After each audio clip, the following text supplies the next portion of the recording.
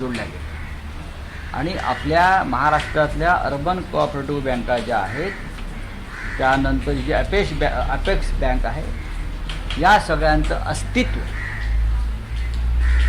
अमित शहानी नष्ट करून महाराष्ट्राची नागरी सहकारी बँकेची चळवळ, कोऑपरेटिव्ह बँकेची चळवळ आणि अस्तित्व जवळजवळ संपवलेलं आहे.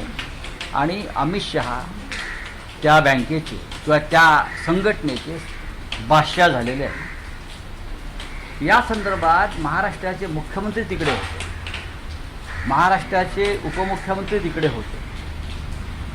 त्यांना हा विषय कळून यायचा आश्चर्य वाटतं. राज्याचे सहकार मंत्री, सहकार क्षेत्रातले लोक या महाराष्ट्रामध्ये नागरी सहकारी बँकांच्या अस्तित्वावर अशा प्रकारे संकट येत असताना ते काय करत होते आणि त्यांनी एवढी मोठी आपल्या राज्याची संपत्ती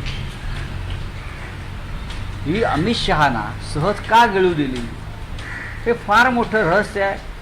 किंबहुना अमित शहा जाता जाता मोठा हात मारण्याचा प्रयत्न करत आहेत. मला असं वाटतं की महाराष्ट्र असेल, मी अमित शहाना पत्र लिहिलं आहे की तुम्ही महाराष्ट्रातील सहकार चळवळ आणि सहकारी बँकांचे जाळे मोडून काढण्याचं कारस्थान रचलेलं आहे. हे आपल्या ताज्या कृतीवरून स्पष्ट दिसते.